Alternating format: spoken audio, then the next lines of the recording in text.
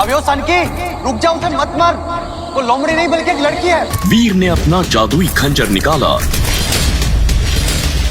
और लोमड़ी के पिछले पैर में जोर से घुसा दिया और उसके साथ ही एक दिल दहला देने वाली चीख निकली।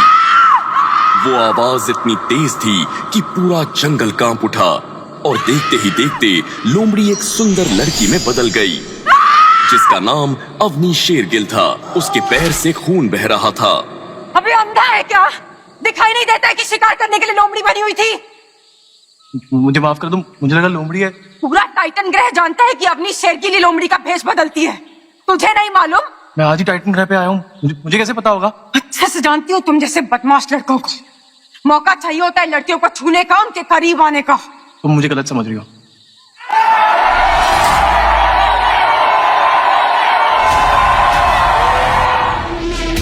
अवनी पर हमला करके इसने अपनी मौत को बुलावा दे दिया है। जब ग्रैंड मास्टर को इस बारे में पता चलेगा तो इस संकी का क्या हाल करेगा, ये सोच कर भी मेरी रूह कांप रही।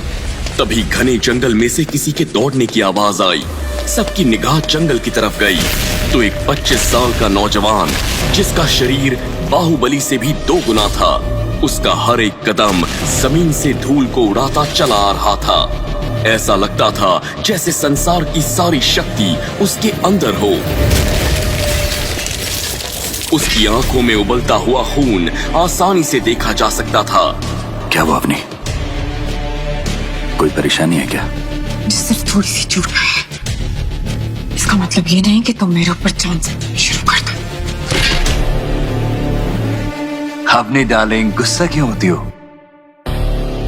चोट लगी है ना, देवाश्रम तक छोड़ा। पहले तुम मुझे डार्लिंग बोलना बंद करो।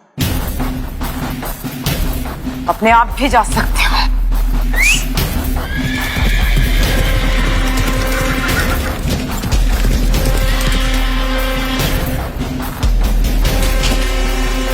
याद रखना सनकी, आज से तुम मेरे जानी दुश्मन बन गए और अगर दोबारा मुझसे पंगा लिया ना तो तुम्हें सिर्फ मौत नसीब होगी। ये कहकर अवनी अपने घोड़े पर सवार होकर देव आश्रम की तरफ रवाना हो गई।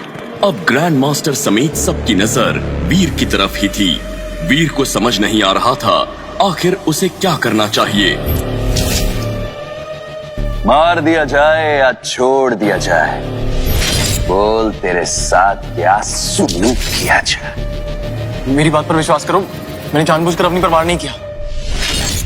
देखो, अवनी को चोट आई है, अब इससे कोई फर्क नहीं पड़ता है कि तुमने जानबूझकर किया था या फिर गलती से हो गया था।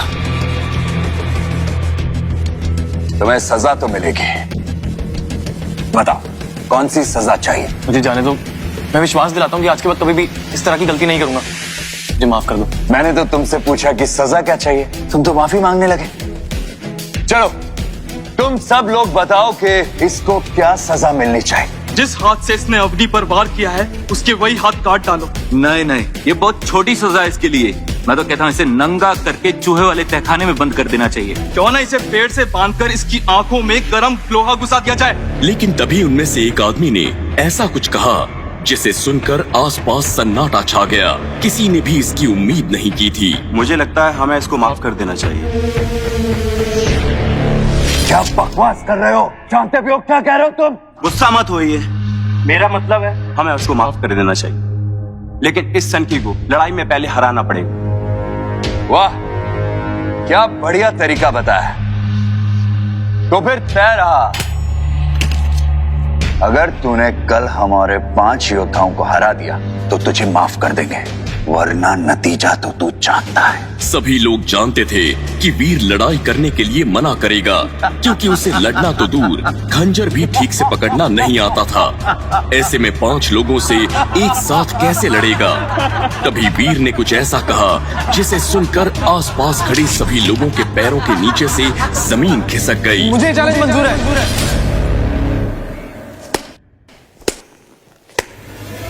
तो फिर ठीक है, कल शाम देव आश्रम के प्रैक्टिस एरिया में तुम्हारा मुकाबला होगा। व्योम, अवनी को बता दो कि ग्रैंड मास्टर ने इस संकी को सबक सिखाने का अच्छा तरीका ढूंढ लिया है। क्या ग्रैंड मास्टर वीर को माफ कर देगा या होगा वीर का टाइटन ग्रह पर आखिरी दिन? ये जानना दिलचस्प होगा। तो चलिए सुनते हैं आगे की कहानी। पूरा देव आश्रम वीर का मुकाबला देखने के लिए एक्साइटेड था। हर कोई जानना चाहता था कि जिसे टाइटन ग्रह पर आए एक दिन भी नहीं हुआ, आखिर वो कैसे 5 लोगों से लड़ता है। ग्रैंड मास्टर ने भी अपनी टीम के 5 सबसे शक्तिशाली योद्धाओं को तैयार कर लिया था। वीर को पहले से ही मार्शल आर्ट्स आते थे, इसलिए वो पूरी तरह से निश्चिंत था। उसे विश्वास था कि वो उन 5 को हरा देगा।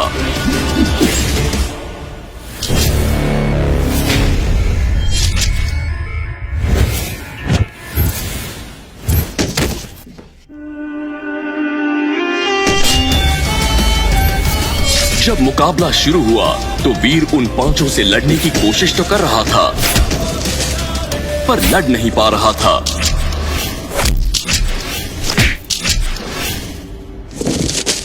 अगर मार्शल आर्ट्स के मूव्स में शार्पनेस नहीं है तो वो किसी कचरे से कम नहीं। यही तुम्हारा हाल है वीर। एडवांस लेवल के मार्शल आर्ट्स सीखने के बाद भी किसी काम के नहीं।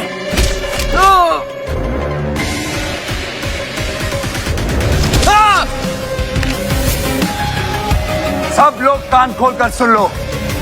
देव आश्रम में अगर किसी ने भी इस संकी की मदद की या फिर इससे बात करने की भी कोशिश की तो वो अग्नि के साथ साथ मेरा भी दुश्मन बन जाएगा। और तुम सब लोग बाखूबी जानते हो कि टाइटन ग्रह पर लोग ग्रैंड मास्टर का दुश्मन होने से बेहतर मरना पसंद करते हैं। ये कहकर ग्रैंड मास्टर और उसकी टीम वीर को वहीं पर पड़ा हुआ छोड़कर जाने लगी। तभी ग्रैंड मास्टर के दिमाग में कुछ आया और उसने शैतानी हंसी हंसते हुए कहा, ए छछुंदर, चैलेंज तो तू हार गया है और तेरी सजा ये है कि मैं तुझे 3 महीने का वक्त देता। खुद को तैयार कर ले, जितना कर सकता है, फिर दोबारा तेरा मुकाबला होगा। लेकिन इस बार मेरे चेलों से नहीं बल्कि खुद मुझसे लड़ना पड़ेगा। ग्रैंड मास्टर की ये बात सुनकर सबका मुंह फटा का फटा रह गया, क्योंकि सब लोग जानते थे कि पूरे टाइटन ग्रह पर सिर्फ अवनी शेरगिल और ग्रैंड मास्टर ही थे जो सबसे ज्यादा शक्तिशाली थे। टाइटन ग्रह पर रहने वाला बड़े से बड़ा एलियन भी उनसे पंगा लेने से पहले 10 बार सोचता था। वीर किसी तरह खड़ा हुआ और देव आश्रम के अपने कमरे में जाकर बैठ गया। उसे समझ नहीं आ रहा था कि आखिर क्या करना चाहिए। जब शुरुआत ही ऐसी हुई तो आगे चलकर क्या होगा। लेकिन वीर के दिमाग में अपनी माँ और बहन का ख्याल आ गया। उनको दिया वचन याद आने लगा, जिस वजह से उसे पृथ्वी से करोड़ों मील दूर टाइटन ग्रह पर आना पड़ा। और फिर अपने चाचा और बुआ के शब्द उसके कानों में गूंजने लगे। बाढ़ में जाए भाभी, एक तो हमारे भैया को खा गई, ऊपर से पूरी प्रॉपर्टी पे कुंडली मार कर बैठी है। प्यार से कह रहे हैं घर गाली कर दो, वरना बाहर निकालने के दूसरे तरीके भी आते हैं। जुबान संभाल कर चाचा। वरना क्या कर लेगा तू? चुपचाप इस घर से निकल जाओ या फिर हमारे हिस्से के 3 करोड़ रुपए दे दो। तो फिर ठीक है, मैं भी वादा करता हूँ कि 3 करोड़ रुपए लाके तुम्हारे मुंह पे फेंक के मारूंगा। लाओगे कहाँ से? चोरी करोगे, डाका डालोगे? सिर्फ 6 महीने है तुम्हारे पास। मैं कुछ भी करूं लेकिन पैसे जरूर लेकर आऊंगा। ये वादा है वीर रहेजा का। वीर ने वादा तो कर दिया था, लेकिन उसे खुद नहीं पता था कि वो 3 करोड़ रुपए कहां से इकट्ठा करेगा। ऐसे में उसे डॉक्टर खुराना की याद आई, जो उसके पापा के बचपन के दोस्त थे और हमेशा वीर की मदद भी किया करते थे। इसलिए वीर सीधा डॉक्टर खुराना की लैब पहुंच गया। फिर बेटा, इतने पैसे तो नहीं है मेरे पास। खुराना अंकल, मैं बहुत उम्मीद से आपके पास आया हूँ। अगर आपने कुछ नहीं किया ना तो सब खत्म हो जाएगा। अगर ऐसी बात है ना बेटा, तो एक तरीका है। तुम्हें पृथ्वी से करोड़ों मील दूर टाइटन ग्रह पर जाना पड़ेगा। वहां तुम बड़ी आसानी से कुछ ही दिनों में करोड़ों रुपए कमा सकते हो। 3 करोड़ रुपए के लिए मैं टाइटन ग्रह तो क्या, जहन्नुम भी जाने के लिए तैयार हूँ। और टाइटन ग्रह का भी एक राज है, जिसे सुनने के बाद शायद तुम अभी जाने से मना कर दोगे। ऐसा कौन सा राज है अंकल? ये देखो वीर, टाइटन ग्रह पर इंसानों के साथ साथ बहुत खतरनाक एलियन भी है, जिनका आधा सर तो इंसानों का है और आधा जानवर का, और जिसे मारकर उसकी सोल से तुम ताकतवर बन सकते हो या उसे करोड़ों रुपए में बेच भी सकते हो। मैं जाने के लिए तैयार हूँ अंकल, बताइए मुझे क्या करना होगा। उसके बाद डॉक्टर खुराना वीर को एक टेली बूथ के अंदर ले आए और अपने लैपटॉप की मदद से टेली बूथ को एक्टिवेट कर दिया। फिर देखते ही देखते पूरे टेली बूथ के अंदर धुआं भर गया था और जब धुआं छटा तो वीर टाइटन ग्रह पहुंच चुका था। खैर अब वीर देव आश्रम के अपने कमरे में बैठा अपने घर की बातें सोच ही रहा था, तभी उसने खुद में ही एक फैसला लिया। बेटा वीर, याद रख तू यहाँ पर किस लिए आया है। तुझे 6 महीनों में 3 करोड़ इकट्ठा करना है। अगर यहाँ इन लोगों से लड़ता झगड़ता रहा तो कभी अपना मकसद पूरा नहीं कर पाएगा। अब वक्त है पूरा ध्यान लगाकर एलियंस का शिकार करना है और फिर उस एनर्जी को बेच के पैसे कमाना है। वीर तुरंत ही अपना खंजर लेकर पूरी तैयारी के साथ फिर से जंगल में निकल गया। वो शिकार करने के लिए एलियन ढूंढ ही रहा था, तभी उसे झाड़ियों के पास कुछ हरकत महसूस हुई। वीर समझ चुका था कि जरूर कोई आम एलियन ही होगा। तभी वहां से एक सुनहरे रंग का कछुआ निकल आया।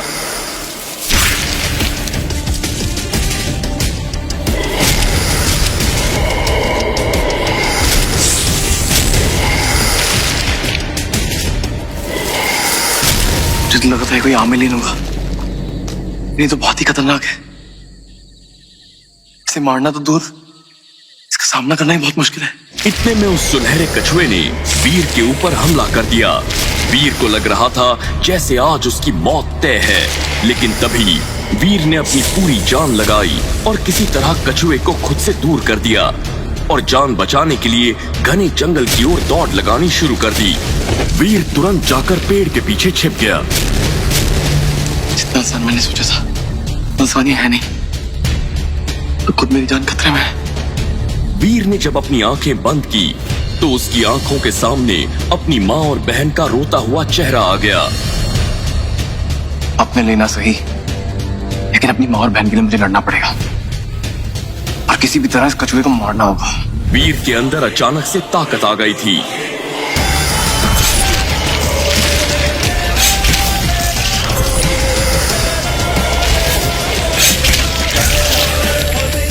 कछुआ मर चुका था। तभी वीर के सामने एक नीले रंग की ट्रांसपेरेंट स्क्रीन आ गई। सुनहरा कछुआ मारा गया। 0 से 10 जीन पॉइंट्स हासिल करने के लिए सुनहरे कवच की एनर्जी लें।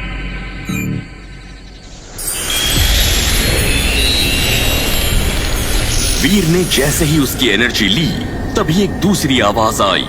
आपको प्राप्त हुए हैं 7 जीन पॉइंट्स और सुनहरा कवच। ये सुनकर वीर हैरान हो गया और इसके साथ उसके सामने एक सुनहरे रंग का नकाब आ गया।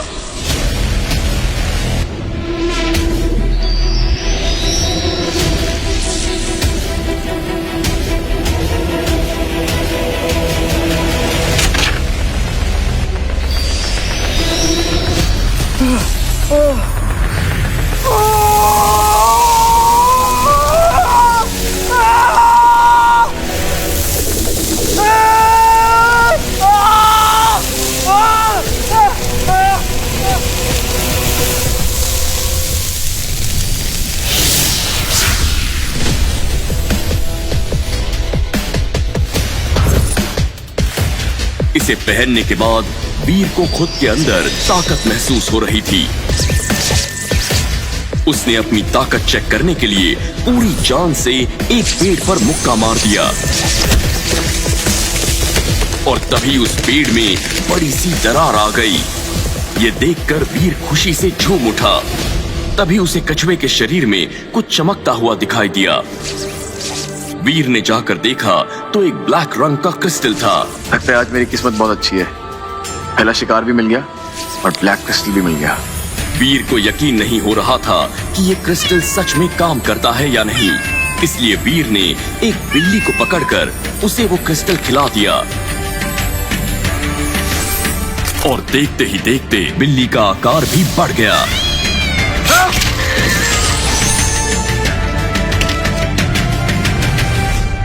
जब वीर अपने देवाश्रम के कमरे में पहुंचा तो उसे एक डिजिटल मैसेज रखा हुआ दिखाई दिया।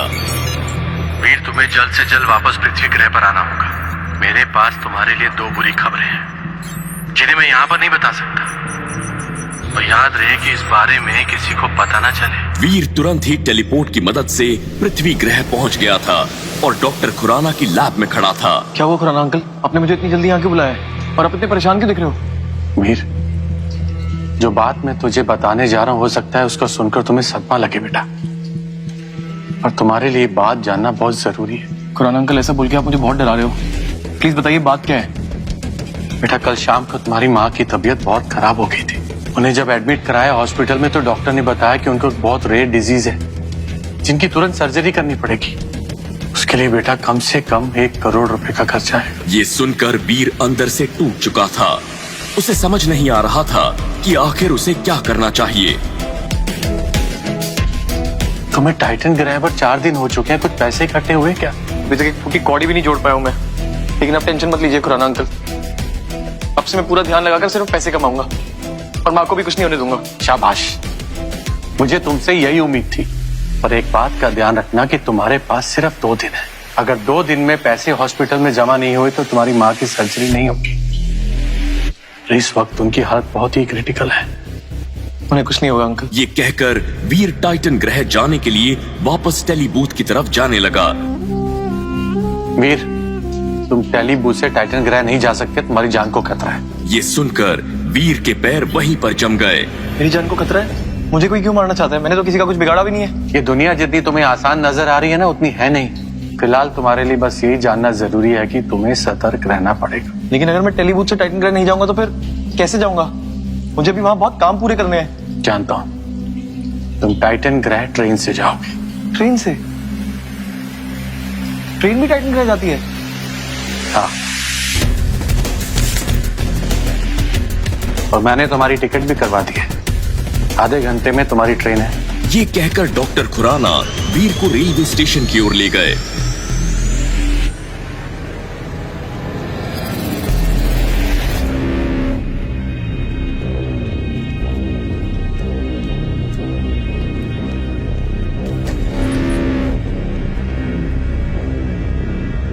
वीर ट्रेन में बैठा हुआ बस अपनी मां के बारे में ही सोच रहा था। उसने कभी सोचा भी नहीं था कि उसके सामने ऐसी कोई मुसीबत भी आ जाएगी। लेकिन तभी अचानक से ट्रेन में झटका आया। वीर को एहसास हो गया कि वो गिर गया था। जब वीर थोड़ा होश में आया तो उसे एहसास हुआ कि वो अवनी थी और वीर उसी के ऊपर गिर गया था। I'm sorry। कि तुम कभी भी सीधी नहीं हो सकते। पहले मुझे लगा था तुमने गलती से वार किया, तुमने गलत थी। मैंने जानबूझकर नहीं किया है। ट्रेन में अचानक से झटका लगा और मैं गिर गया। बहुत अच्छे से जानती हूँ तुम्हारे जैसे लड़कों मौका मिला नहीं कि बस छूने की कोशिश करते हैं। तुम गलत समझ रही हो अपनी, ये सिर्फ एक एक्सीडेंट था। पहले मैंने तुम्हें जाने दिया था, लेकिन इस बार नहीं। अब होगा फैसला। कैसा फैसला? क्या चाहती हो तुम? ज्यादा कुछ नहीं, बस आज से 4 दिन बाद हम दोनों लड़ाई करेंगे। अगर तुमने मुझे हरा दिया तो मैं तुम्हें माफ कर दूंगी और कभी कुछ नहीं कहूंगी। लेकिन अगर मैं जीत गई तो तुम्हें वो करना होगा जो मैं कहूंगी। देखो अवनी, अब मैं किसी से भी लड़ाई नहीं करना चाहता। मैंने तुमसे पूछा नहीं है, बल्कि बताया है कि आज से 4 दिन बाद हम दोनों लड़ाई करेंगे। पूरी तरह से तैयार होकर आना, क्योंकि इस बार मैं कोई रहम नहीं करूंगी।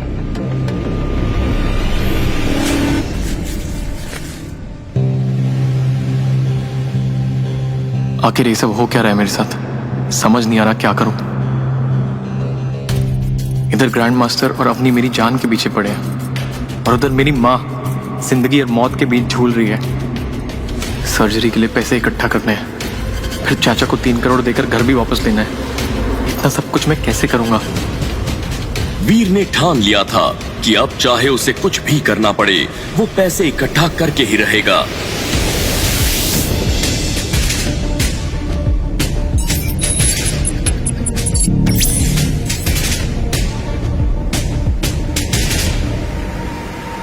उसके पूरे शरीर पर सुनहरे कवच आ चुके थे। जहां पर आज तक कोई नहीं गया, मुझे वहां जाना ही पड़ेगा। अपनी जिंदगी की बाजी लगानी ही पड़ेगी और कोई रास्ता नहीं है मेरे पास।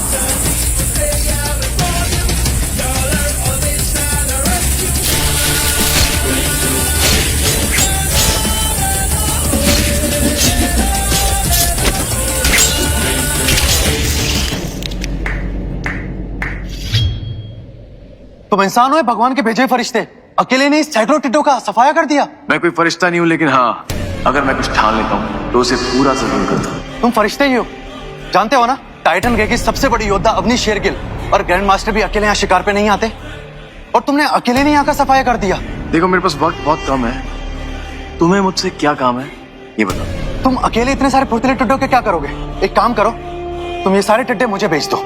वीर को ये डील किसी अलीबाबा के खजाने से कम नहीं लग रही थी, और वैसे भी इतने सारे टिड्डों को वो कैसे ले जाता? अगर वो इन्हें यहीं पर बेच दे तो आगे और शिकार के लिए जा सकता है। तो ठीक है, मैं तुम्हें एक टिड्डा 20,000 में बेचूं। यदि इतने सारे टिड्डे मैं गिनने लगा तो मुझे शाम हो जाएगी। एक काम करो, ये सारे टिड्डे तुम मुझे 1 करोड़ में बेच दो। वीर ने तुरंत ही जय के साथ सौदा कर लिया था। जय ने भी डिजिटल रुपीस वीर को ट्रांसफर किए। ये लो, 1 करोड़ और 50 लाख एक्स्ट्रा। और अगली बार से जब भी तुम कोई अच्छा शिकार करोगे तो मुझे ही बेचोगे। तो ठीक है, ये डील रही। जनाब, जाते जाते कम से कम अपना नाम तो बता दो।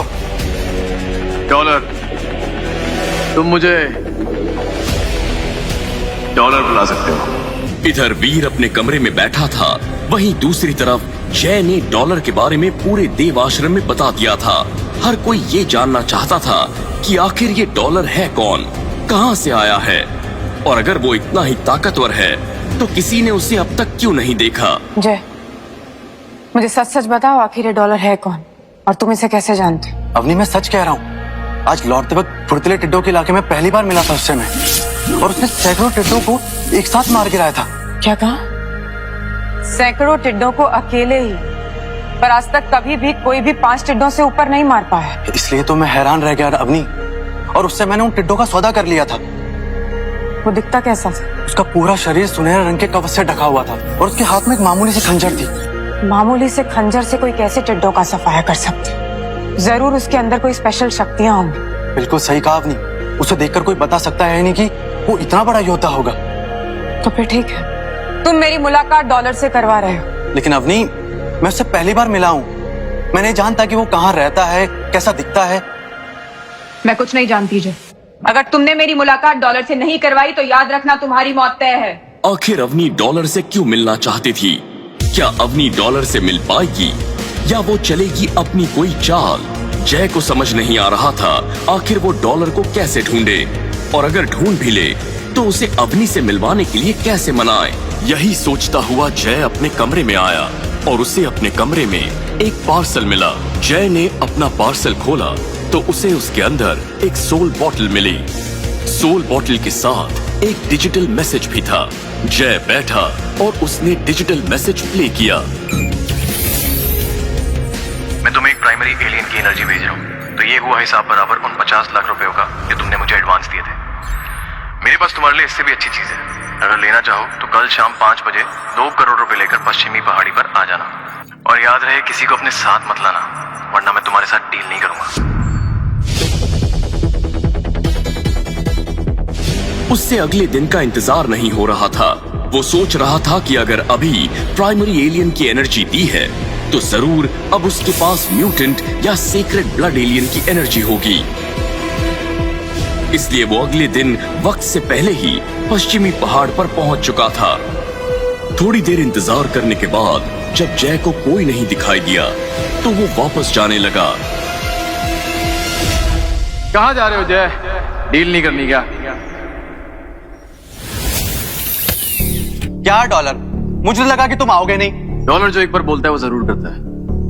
और वैसे मैं तुमसे पहले आ गया था, बस छुप कर ही देख रहा था कि कहीं तुम किसी और को साथ तुम ना है। डॉलर की ये बात सुनकर जय उससे और भी इंप्रेस हो गया। सच में कमाल के आदमी तुम डॉलर। वो सब छोड़ो, ये बताओ पैसे लेके आए हो क्या? बिल्कुल लेकर आया हूँ। ये कहकर जय ने डॉलर को डिजिटल रुपीस ट्रांसफर किए। वीर ने भी अपनी बैग से एक सोल बॉटल की शीशी निकालकर दे दी। म्यूटेंट एलियन की एनर्जी। वीर पैसे लेकर जा ही रहा था, तभी जय ने कहा, डॉलर जल्दी बोलो, मेरे पास वक्त बहुत कम है। हमारे देवाश्रम की बड़ी योद्धा अवनी शेरगिल तुमसे मिलना चाहती है। उसे बोलो कि डॉलर किसी से नहीं मिलता। तभी वीर तेजी से दौड़ता हुआ चला गया। जय ने भी ये बात जाकर अवनी को बता दी। उस डॉलर की इतनी मजाल कि उसने अवनी से मिलने से मना कर दिया। अवनी, मैंने उसे मनाने की बहुत कोशिश की, लेकिन उसने मना किया और वो सीधा चला गया। तो मुझे ये बताओ कि डॉलर तुम्हें कहाँ कहाँ मिला था?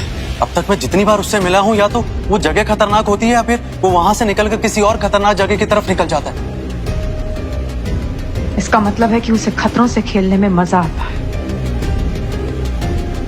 अब तू देख डॉलर कि मैं क्या करती हूँ। तभी वीर के दरवाजे पर बेल बजी और जैसे ही वीर आगे बढ़ा तो अवनी उसके सामने खड़ी थी। जैसे कि मैंने कहा था 4 दिन हो चुके हैं। आज हमारी लड़ाई होनी। अगले 5 मिनट में कॉम्बैट रूम में मिलो मुझे। ये कहकर अवनी वापस चली गई। वीर समझ चुका था कि ये गुस्सा वीर के लिए नहीं बल्कि डॉलर का उससे मिलने से मना करने के लिए था, जो गुस्सा अब वो वीर पर निकालना चाहती थी। लेकिन अवनी ये नहीं जानती थी कि वीर ही डॉलर है जिसे वो लोग कायर समझते आ रहे हैं। असल में वही टाइटन का डॉलर है। क्या होगा जब डॉलर की ताकत वाले वीर से लड़ेगी अवनी, जिसे मानती आई थी कमजोर, उसकी ताकत के आगे टिक पाएगी? वीर कुछ ही देर में कॉम्बैट रूम में पहुंच चुका था। अवनी वहां पर पहले से ही वीर का इंतजार कर रही थी।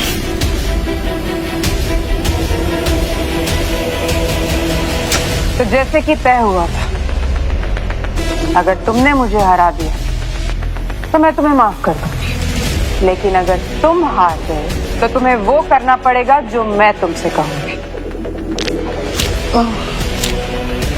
ठीक है, तो बताओ कैसे शुरू करना है। अवनी लड़ाई के लिए तैयार हो चुकी थी।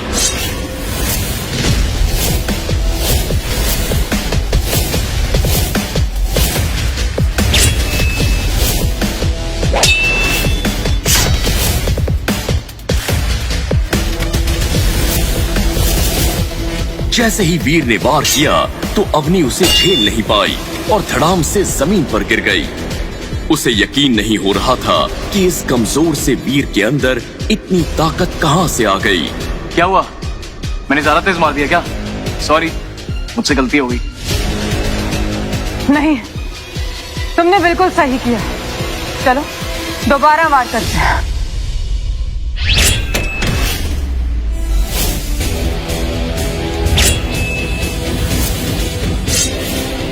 वीर ने दोबारा अवनी पर वार किया, लेकिन इस बार अवनी संभल चुकी थी।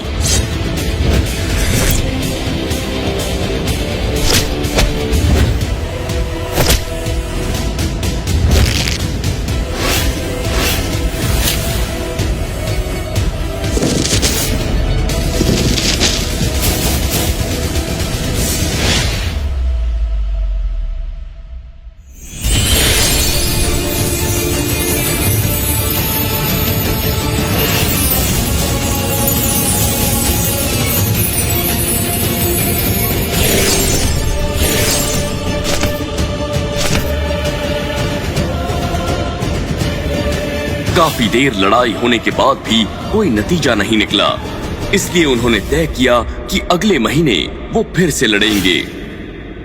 कुछ दिनों पहले तक तो ये वीर इतना कमजोर था कि एक आदमी से भी नहीं लड़ पा रहा था। फिर अचानक से इसके अंदर इतनी ताकत कैसे आ गई जो मुझे टक्कर देती? जरूर दाल में कुछ काला है। इतनी पावर्स, वो भी वीर के पास, वो भी सिर्फ 6 महीनों में। इम्पॉसिबल। ये पावर्स तो सिर्फ उनके पास होती हैं जिनके पास सीक्रेट जीन पॉइंट्स होते हैं। ये कैसे हो गया? वीर ने अवनी को मात कैसे दे दी? ये कौन सी लड़ाई थी? वीर के कारनामों की ये दास्तां करोड़ों लोगों ने सुनी है और अब आप भी सुन सकते हैं पॉकेट FM ऐप पर, और वो भी बिल्कुल मुफ्त। डाउनलोड कीजिए पॉकेट FM ऐप और सुनिए वीर की अवनी पर भारी होने की कैसे हुई शुरुआत।